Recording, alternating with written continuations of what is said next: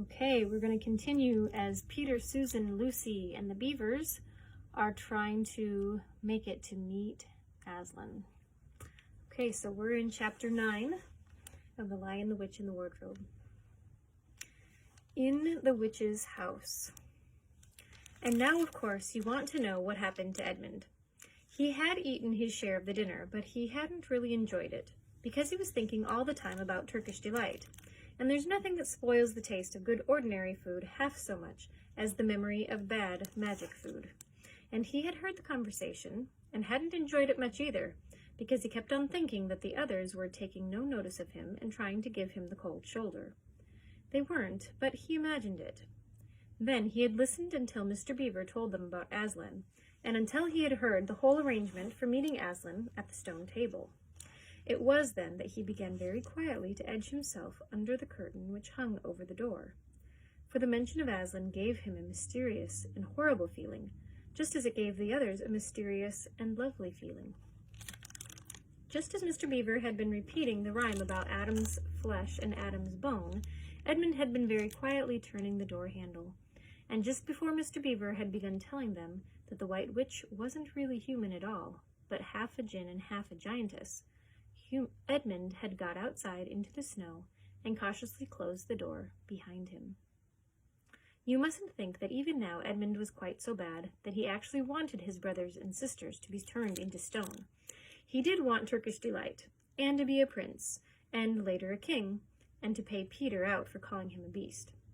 As for what the witch would do to the others, he didn't want her to be particularly nice to them, certainly not to put them on the same level as himself, but he imagined to believe, or to pretend that he believed, that she wouldn't do anything very bad to them. Because, he said to himself, all these people who say nasty things about her are her enemies, and probably half of it isn't true. She was jolly nice to me, anyway, much nicer than they are. I expect that she is the rightful queen, really. Anyway, she'll be better than that awful Aslan. At least that was the excuse he made in his own mind for what he was doing. It wasn't a very good excuse, however, for deep down inside him, he really knew that the White Witch was bad and cruel. The first thing he realized when he got outside and found the snow falling all around him was that he had left his coat behind in the beaver's house. And of course, there was no chance of going back to get it now. The next thing he realized was that the daylight was almost gone, for it had been nearly 3 o'clock when they sat down to dinner, and the wintry days are short. He hadn't reckoned on this, but he had to make the best of it. So he turned up his collar and shuffled across the top of the dam. Luckily, it wasn't so slippery since the snow had fallen, to the far side of the river. It was pretty bad when he reached the far side.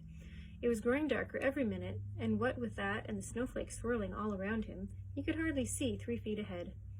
And then, too, there was no road.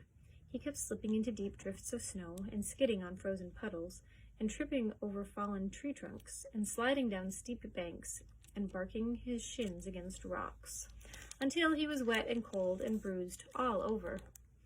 The silence and the loneliness were dreadful. In fact, I really think he might have given up the whole plan and gone back and owned up and made friends with the others if he hadn't happened to say to himself, "When I'm king of Narnia, the first thing I shall do will be to make some decent roads." And of course, that set him off thinking about being a king, and all the other things that he would do, and this cheered him up a good deal. He had just settled in his mind what sort of palace he would have, and how many cars, and all about his private cinema, and where the principal railways would run, and what laws he would make against beavers and dams, and was putting the finishing touches to some schemes for keeping Peter in his place, when the weather changed. First, the snow stopped. Then a wind sprang up, and it became freezing cold. Finally, the clouds rolled away, and the moon came out. It was a full moon, and shining on all that snow, it made everything almost as bright as day, only the shadows were rather confusing. He would never have found his way if the moon hadn't come out by the time he got to the other river. You remember he had seen, when they first arrived at the beavers, a small river flowing into the great one lower down. He now reached this and turned to follow it up. But the little valley down which it came was much steeper and rockier than the one that he had just left, and much overgrown with bushes, so that he could not have managed it at all in the dark. Here, I'll show you a picture of him walking through that snow. There he is. Okay. Even as it was, he got all wet through, for he had to stop under branches, and great loads of snow came sliding off onto his back. Every time this happened, he thought more and more of how he hated Peter, just as if all this had been Peter's fault. But at last he came to a part where it was more level and the valley opened out. And there on the other side of the river, quite close to him, in the middle of the little plain between two hills, he saw what must be the White Witch's house. And the moon was shining brighter than ever. The house was really a small castle. It seemed to be all towers, little towers with long pointed spires on them, sharp as needles. They looked like huge dunces' caps or sorcerers' caps, and they shone in the moonlight. Their long shadows looked strange on the snow. Edmund began to be afraid of the house. But it was too late to think of turning back now. He crossed the river on the ice and walked up to the house. There was nothing stirring, not the slightest sound anywhere. Even his own feet made no noise on the deep, newly fallen snow. He walked on, past corner after corner of the house, and past turret after turret to find the door. He had to go right round to the far side before he found it. It was a huge arch, but the great iron gates stood wide open. Here he is looking at the house, the castle, from a distance. Edmund crept up to the arch and looked inside into the courtyard, and there he saw a sight that nearly made his heart stop beating. Just inside the gate, with the moonlight shining on it, stood an enormous lion, crouched as if it was ready to spring, and Edmund stood in the shadow of that arch, afraid to go on and afraid to go back, with his knees knocking together.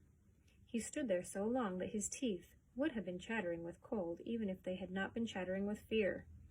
How long this really lasted, I don't know, but it seemed to Edmund to last for hours. Then at last he began to wonder why the lion was standing so still, for it hadn't moved 1 inch since he first set eyes on it. Edmund now ventured a little nearer, still keeping in the shadow of the arch as much as he could. He now saw from the way the lion was standing that it couldn't have been looking at him at all. But supposing it turns its head, thought Edmund. In fact, it was staring at something else, namely a little dwarf who stood with its back to it about 4 feet away. Aha, thought Edmund, when it springs at the dwarf, then will be my chance to escape. But still the lion never moved, nor did the dwarf. And now at last Edmund remembered what the others had said about the White Witch turning people into stone.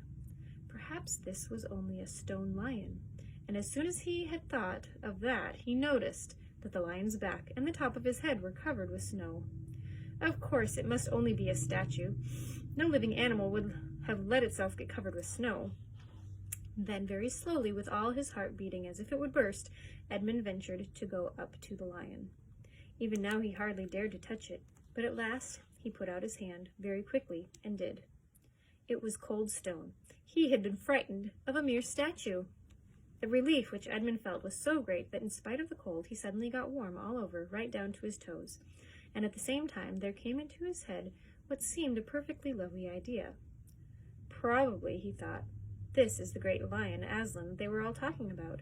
She's caught him already and turned him into stone. There he is, looking at all these different statues.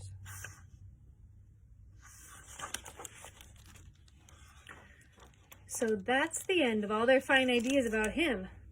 Who's afraid of Aslan? And he stood there gloating over the stone lion, and presently he did something very silly and childish.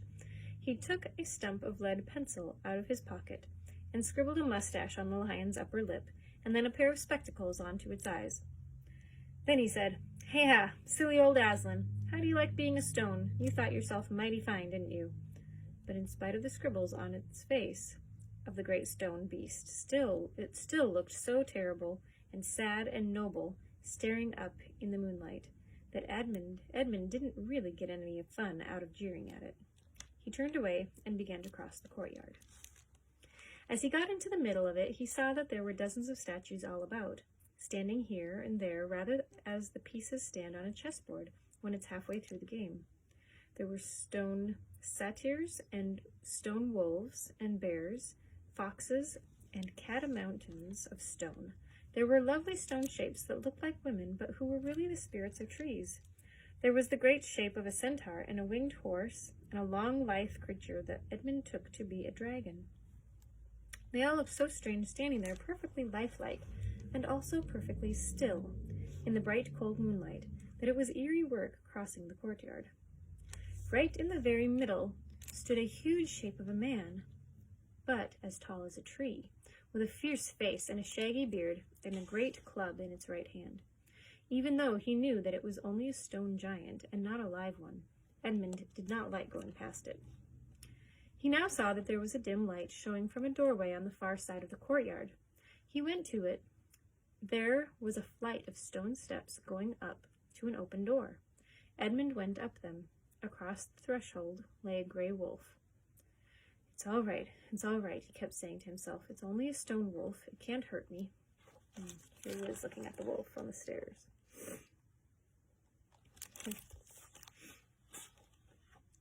He raised his leg to step over it.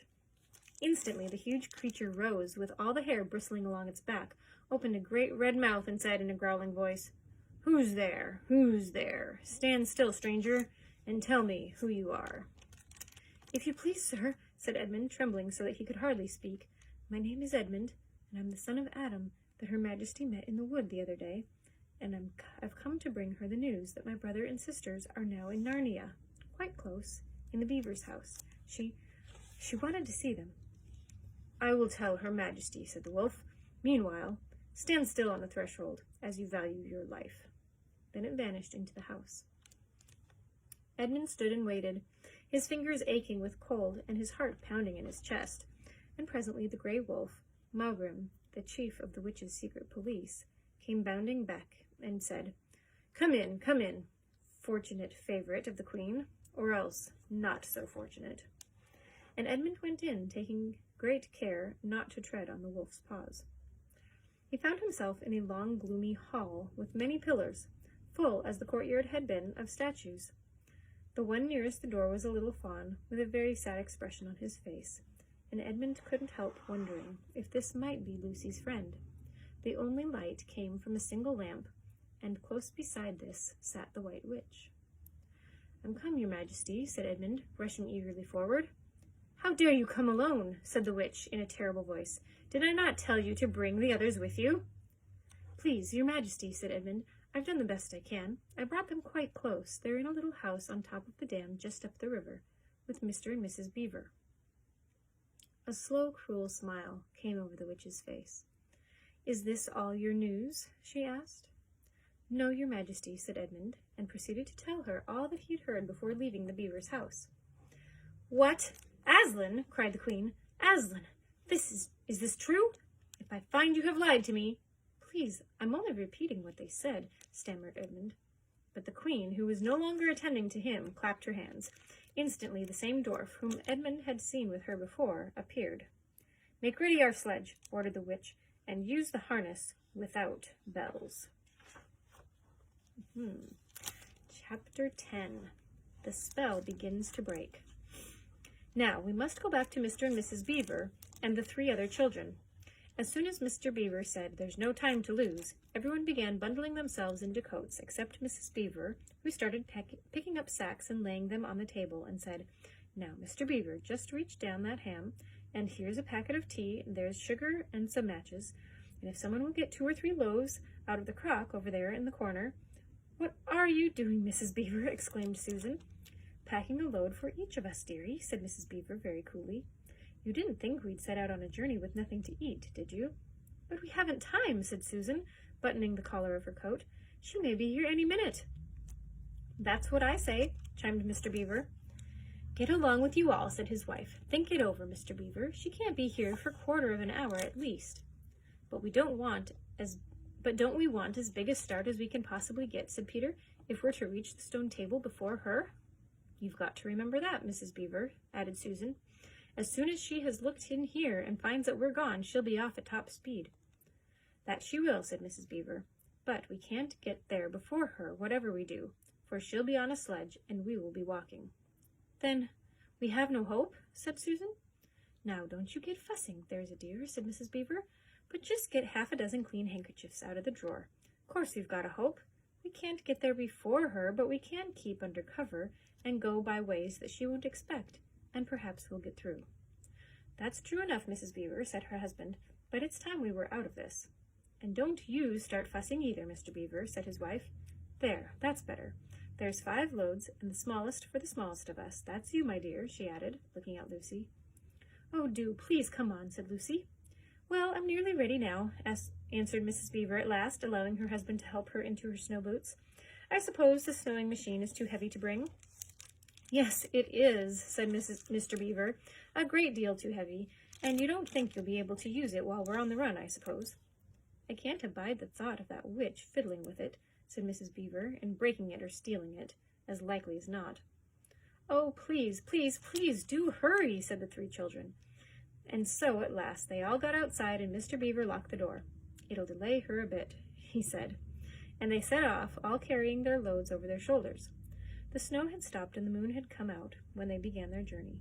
They went in single file, first Mr. Beaver, then Lucy, then Peter and Susan, and Mrs. Beaver last of all. Mr. Beaver led them across the dam and onto the right bank of the river, and then along a very rough sort of path among the trees, right down by the river bank. The sides of the valley, shining in the moonlight, towered up far above them on either hand. Best keep down here as much as possible, he said. She'll have to keep to the top, for you couldn't bring a sledge down here. It would have been a pretty enough scene to look at through a window from a comfortable armchair, and even as things were, Lucy enjoyed it at first. But as they went on walking and walking and walking, and as the sack she was carrying felt heavier and heavier, she began to wonder how she was going to keep up at all. And she stopped looking at the dazzling brightness of the frozen river with all its waterfalls of ice, and at the white masses of the treetops, and the great glaring moon, and the countless stars, and could only watch the little short legs of Mr. Beaver going pad, pad, pad, pad through the snow in front of her, as if they were never going to stop. Then the moon disappeared, and the snow began to fall once more. And at last Lucy was so tired that she was almost asleep and walking at the same time, when suddenly she found that Mr. Beaver had turned away from the river bank to the right, and was leading them steeply uphill into the very thickest bushes. And then, as she came fully awake, she found that Mr. Beaver was just vanishing into a little hole in the bank, which had been almost hidden under the bushes until you're quite on top of it. In fact, by the time she realized what was happening, only his short, flat tail was showing. Lucy immediately stooped down and crawled in after him. Then she heard noises of scrambling and puffing and panting behind her, and in a moment all 5 of them were inside. "Wherever is this?" said Peter's voice, sounding tired and pale in the darkness. I hope you know what I mean by a voice sounding pale. "It's an old hiding place for beavers in bad times," said Mr. Beaver, "and a great secret. It's not much of a place, but we must get a few hours' sleep." "If you hadn't all been in such a plaguey fuss when we were starting, I'd have brought some pillows," said Mrs. Beaver. It wasn't nearly such a nice cave as Mr. Tumnus's, Lucy thought, just a hole in the ground, but dry and earthy. It was very small, so that when they all lay down, they were all a bundle of clothes together, and what with that and being warmed up by their long walk, they were really rather snug. If only the floor of the cave had been a little smoother. Then Mrs. Beaver handed round in the dark a little flask out of which everyone drank something. It made one cough and sputter a little and stung the throat, but it also made you feel deliciously warm after you'd swallowed it, and everyone went straight to sleep. It seemed to Lucy only the next minute, although it really was hours and hours later, when she woke up feeling a little cold and dreadfully stiff, and thinking how she would like a hot bath. Then she felt a set of long whiskers tickling her cheek, and she saw the cold daylight coming in through the mouth of the cave. But immediately after that she was very wide awake indeed, and so was everyone else. In fact, they were all sitting up with their mouths and eyes wide open, listening to a sound which was the very sound they'd all been thinking of, and sometimes imagining that they'd heard, during their walk last night. It was the sound of jingling bells. Mr. Beaver was out of the cave like a flash that moment that he heard it. Perhaps you think, as Lucy thought for a moment, that this was a very silly thing to do, but it was really a very sensible one. He knew he could scramble to the top of the bank among bushes and brambles without being seen, and he wanted above all things to see which way the witch's sledge went. The others all sat in the cave waiting and wondering. They waited nearly 5 minutes. Then they heard something that frightened them very much. They heard voices. "Oh," thought Lucy, "he's been seen. She's caught him." Great was their surprise when a little later they heard Mr. Beaver's voice calling to them from just outside the cave. "It's all right," he was shouting. "Come out, Mrs. Beaver. Come out, sons and daughters of Adam. It's all right. It isn't her." This was bad grammar, of course, but that is how beavers talk when they're excited. I mean, in Narnia, in our world, they don't usually talk at all. So Mrs. Beaver and the children came bundling out of the cave, all blinking in the daylight, with earth all over them, and looking very frowsty and unbrushed and uncombed, and with the sleep in their eyes. "Come on," cried Mr. Beaver, who was almost dancing with delight. "Come and see. This is a nasty knock for the witch. It looks as if her power is already crumbling." "What do you mean, Mr. Beaver?" panted Peter as they all scrambled up the steep bank of the valley together. "Didn't I tell you," answered Mr. Beaver, "that she'd made it always winter and never Christmas? Didn't I tell you? Well, just come and see." And then they were all at the top and did see. It was a sledge, and it was reindeer with bells on their harnesses, but they were far bigger than the witch's reindeer, and they were not white, but brown. And on the sledge sat a person whom everyone knew the moment they set eyes on him. He was a huge man in a bright red robe, bright as holly berries, with a hood that had fur inside it and a great white beard that fell like foamy waterfall over his chest. Everyone knew him because, though you see people of his sort only in Narnia, you see pictures of them and hear them talked about even in our world, the world on this side of the wardrobe door. But when you really see them in Narnia, it is rather different. Some of the pictures of Father Christmas in our world make him look only funny and jolly, but now that the children actually stood looking at him, they didn't find him quite like that. He was so big and so glad and so real that they all became quite still. They felt very glad, but also solemn. "I've come at last," said he. "She has kept me out for a long time, but I have got it in at last. Aslan is on the move. The witch's magic is weakening." And Lucy felt running through her that deep shiver of gladness which you only get if you are being solemn and still. "And now," said Father Christmas, "for your presents. There is a new and better sewing machine for you, Mrs. Beaver. I will drop it in your house as I pass." "If you please, sir," said Mrs. Beaver, making a curtsy. "It's locked up." "Locks and bolts make no difference to me," said Father Christmas.